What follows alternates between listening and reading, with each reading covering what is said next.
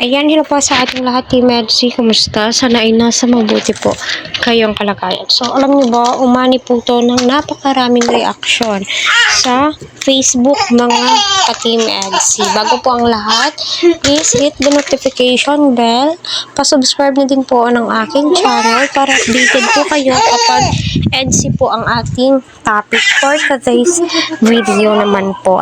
So, maraming nga po ang natutuwa sa mga sagot ni Kalingap Edu patungkol nga po sa kanilang love team na Edsi. So, sabi nga po doon ay suportado ni Kalingap Edu yung mga plano ni Viancy sa kanyang buhay. Kung ano po yung magiging plano ni Kalingap Rob sa kinabukasan ni Viancy ay nasa likod lamang po siya nakasuporta. O, diba? Kasi alam naman po nating lahat na medyo malayo-layo po yung gap po ng edad ni Edu at saka ni Viancy. Pero alam nyo ba, age doesn't matter. Alam nyo, naniniwala po ako dyan. Kasi nga po, kami ng mister ko is 5 years po yung gap po namin, di ba?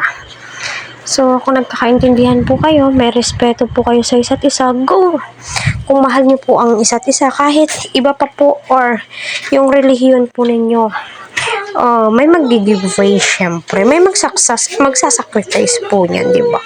Kaya nakakatuwang isipin at panoorin yung mga sagot ni Kalingap Edu na tila'y tagus sa puso at masasabi mo po talagang napakaswerte ni Viancy kay Edu.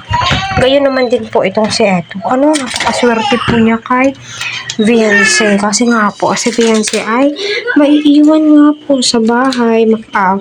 Makakapagkatiwalaan po siya. Diba? And then, aside po doon, kung ano man po yung goals ni Viancy, syempre, kasama na din po si Kalingap Edu sa mga plano yun. Sa future, kung magiging sila. Diba? Pero alam niyo naman po, future po yung pinag-uusapan po dito. Syempre, supportado po yan ni Edu kung ano po yung gusto ni Viancy. For example, gusto niyang mag-modeling, gusto po niyang mag-aral, makapagtapos. Syempre, alam niyo, napaka-importante po ng edukasyon ngayong panahon na to. Diba?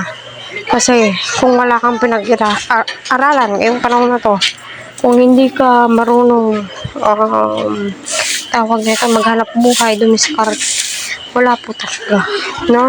Pero alam naman po natin si Viancy ay napakabait na bata, napakatalino, at alam po niya kung ano po yung mga dapat niyang gawin, diba?